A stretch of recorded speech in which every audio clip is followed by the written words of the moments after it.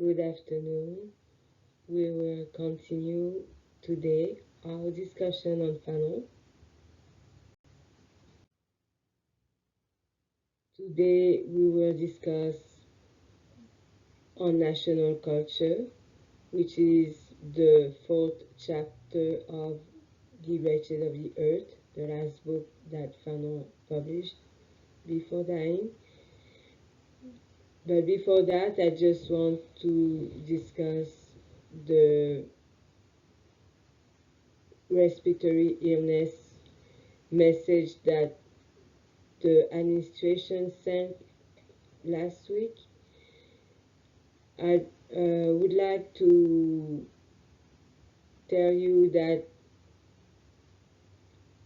you are encouraged to miss the class if you have any symptoms, and of course you don't have to prove that you are sick, and you will be able to make up for that absence with an written assignment.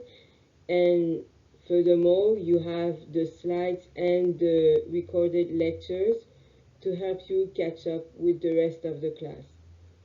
So please, if you have any symptoms, stay at home for the rest of the class, for the health of the rest of the class. Also, the essay is due in 2 weeks. Therefore, I hope by now you already have started to think about what you will send. And Thursday, I have my office hours just before class, and you are welcome to show up at my office and tell me what you have done so far, and I can give you, and I will try to give you some helpful feedback. Or you can send me the introduction or the draft of your introduction by email, and I will tell you what is missing and if you are on the right track. I would like to remind you that you have to answer for all of the questions. You will have to answer one, what will Fanon say, how Fanon will answer that question, and what arguments will he use. And you have to be very specific and precise and use his terminology and define the concepts, the technical concept you are using. And after that, you tell what is your position on that question and explain, give me your arguments. Now we can discuss on national culture. As usual, I would like to provide some context. In 1960, it was a decolonization period on the global scale. France was an empire, but Vietnam was able to defeat them, and it was an humiliation for France. In 1954, and all the colonies who saw that were encouraged, and because they saw that it's possible to fight against an empire and win. So in 60, Algeria also was about, according to Fanon, to obtain independence, because in all Africa, countries were able to obtain their independence. And Fanon, at the time, was very politically engaged in the fight. At the time, he had been fighting for the liberation of Algeria for 6 years. He was an ambassador for Algeria in Ghana. He works for FLN, Front de Libération Nationale, so to organize supply routes, and he provided also medical and military training to the members of the organization. So I just want to acknowledge that this information came from Lewis Gordon's book, What Fanon Said. Oh, you cannot see it. Yeah, you can see it. So, yes. But Fanon, unfortunately, at the age of 36 years old, was very sick. He had a terminal disease, leukemia, because at the time when someone had leukemia, all the doctors were able to do is provide some painkillers. But it was considered a terminal disease. And so what he did, he went to Soviet Union to get treatment, but it was not successful, and they advised him to go to the US to get a better treatment because they had better resources, better technologies. But he refused because he hates US, because US is a country in which they lynch black people, and for him to be married to a white woman, he was sure that they will try to lynch him. Therefore, he decided to go back to Tunisia, and he wrote The Wretched of the Earth in 10 weeks. After writing the book, he had been finally convinced to go to the US. Unfortunately, he died shortly after. Just before he died, he gave to his friends his address at the US, which is something he didn't do before. And the reason why is because he didn't want to get buried in US. He wanted to get buried in Nigeria. That's how his friends and family interpret this action.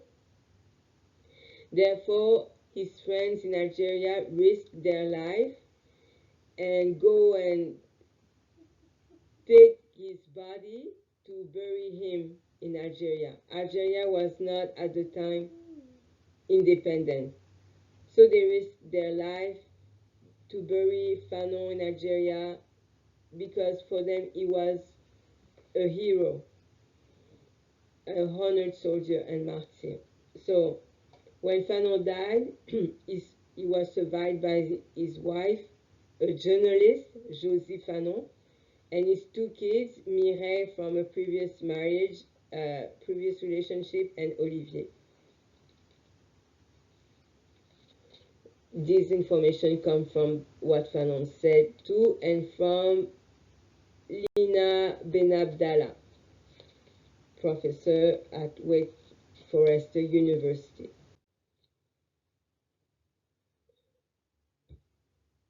Go back to national culture. This is text that was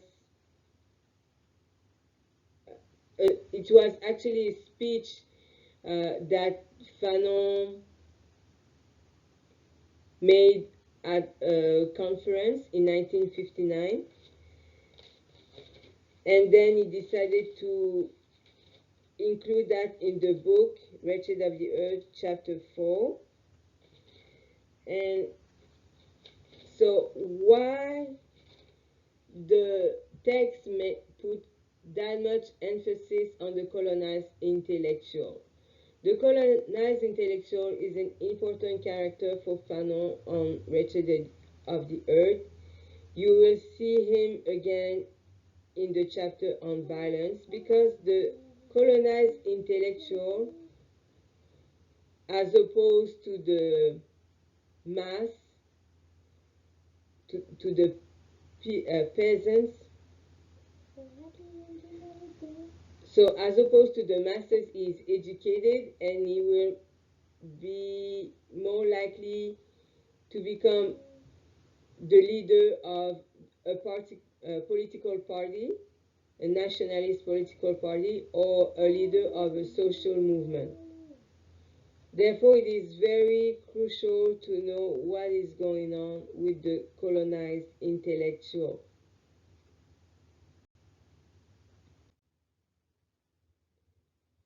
And it's very straightforward. The text is very straightforward. The Fanon talks about the conversion of the colonized intellectual, and there are three phases. Today, I will discuss only the two first stages, and Thursday, I will talk about the last one. So, the first one is assimilation phase.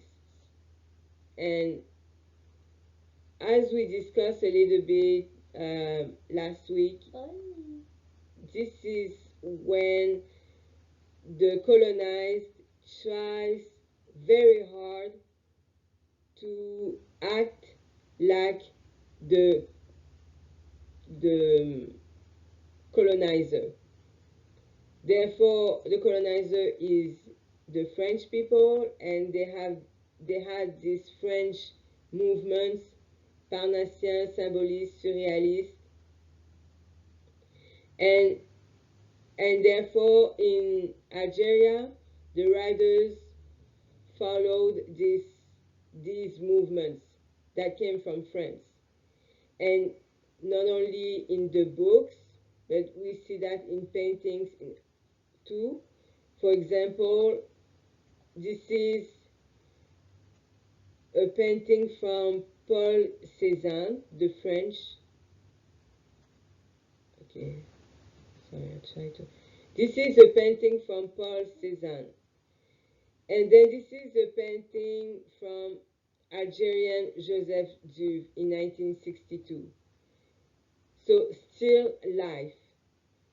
As you see, it's very hard to differentiate them. Joseph Duve was a painter that was from Algeria and studied in France. So this is the assimilation phase. And as I say in the slide, you may connect this description to the inferiority complex. Anything that comes from the ancestors' culture, it's bad, and everything that comes from the colonizer, who is supposed to be the father figure, the god, is good. This is assimilation phase. But then an event happened that changed that. And this is when we see the conversion of the colonized starting. And this is when we witness a return to the national culture. Fanon wrote, "This style reflects a single-handed combat and reveals how necessary it is for the intellectual to inflict injury on himself, to actually bleed red blood and free himself from that part of his being already contaminated by the germs of decay, a swift, painful combat where inevitably the muscle had to replace the concept." We can compare that to the conversion of Saint Paul, as described by Jacques Derrida in Mémoires d'Aveugle, Memoirs of the Blind. Paul was on his horse persecuting Christians. And then there is a light that came with a voice. The light blinded him and made him fall from his horse. And Paul lost sight for a few moments after this fall. The same event happened to the colonized intellectual. He was walking toward life, trying to become a French person. And then a violent event happened that forces him to change, reevaluate his ethics, his life. He was so shocked and by what he saw that he lost the knowledge of himself, the knowledge of his identity. He doesn't know who he is right now. He's so shocked. And this is painful.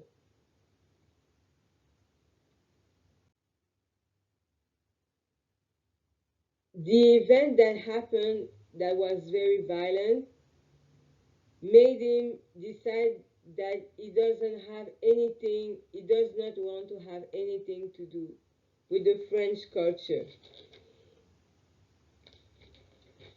He wants to remove from his skin, from his system, everything that is white, everything that is French.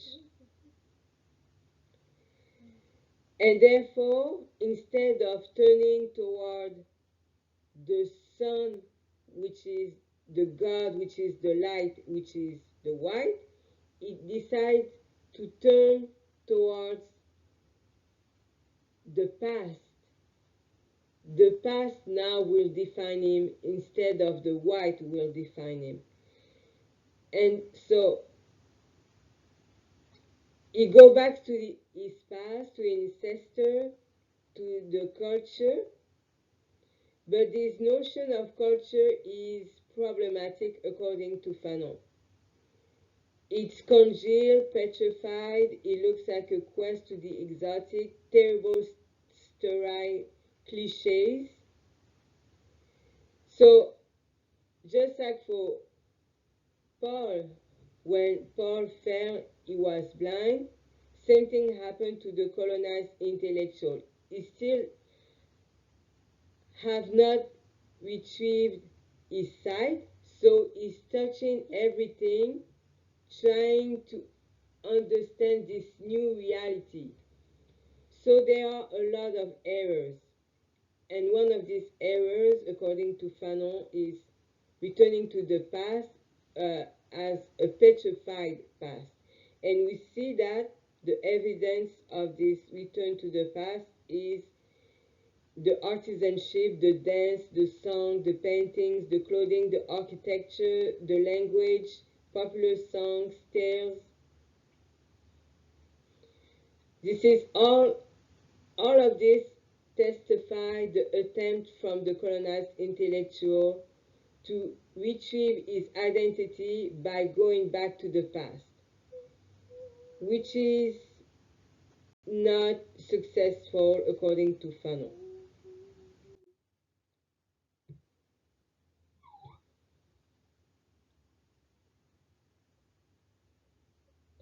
Fanon said, N-word African culture grows deeper through the people's struggle and not through songs, poems, or folklore.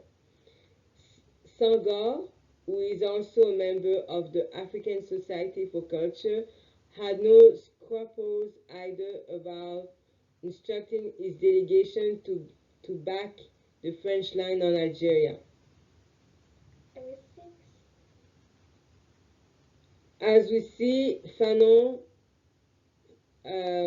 tries to warn people that colonized intellectuals, some of them are corrupted. They try to gain benefits from the masses' attempt to gain their freedom. So they use this supposed subversive discourse, but for their own benefit, but they don't believe that. So there is this skepticism towards the leaders of social movements, the colonized intellectuals, that is expressed in this chapter. And the idea is for Fanon is to remember that there is no such thing as black or African culture. Black is a construction, and so is Africa. Africa is a construction from the white man. And there are so many differences between every nations in Africa. Therefore, if we want solidarity between black people, it is not as easy as it seems to be uh, when the black people from the US try to make connections with black people from Africa. They saw that it was not necessarily the best move. It was not always successful.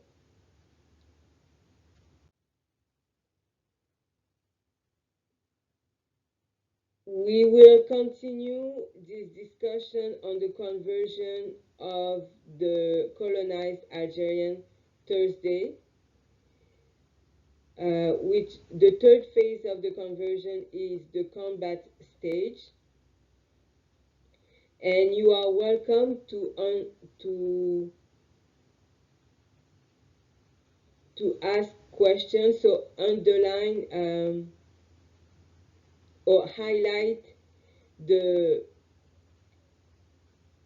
sentences or paragraphs that you think are puzzling, and maybe in the discussion period we can talk about it and think about it all together.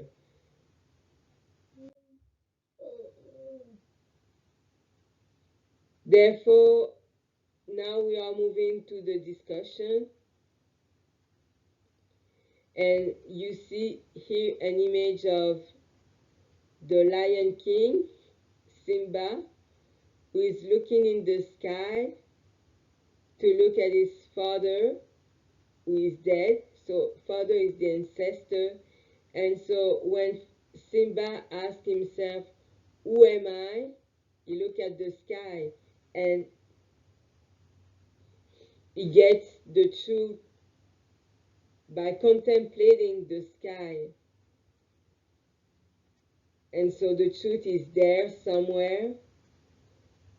And so it means you just have to be attentive and the truth will come. It's already there in the sky, in the past, with his ancestor, his father. And Fanon proposed the contrary. He said that there is no such thing as the truth in contemplation, and it's the opposite. It's through the action that you will find the truth about yourself. So my question is, do you think it's true that you cannot find the truth about your identity through the contemplation of the culture? Or do you think it's true that you will find the truth about your identity only by the praxis, the dialectics, the confrontation with other people? Or maybe it's both contemplation and confrontation, or maybe it's neither. So, thank you.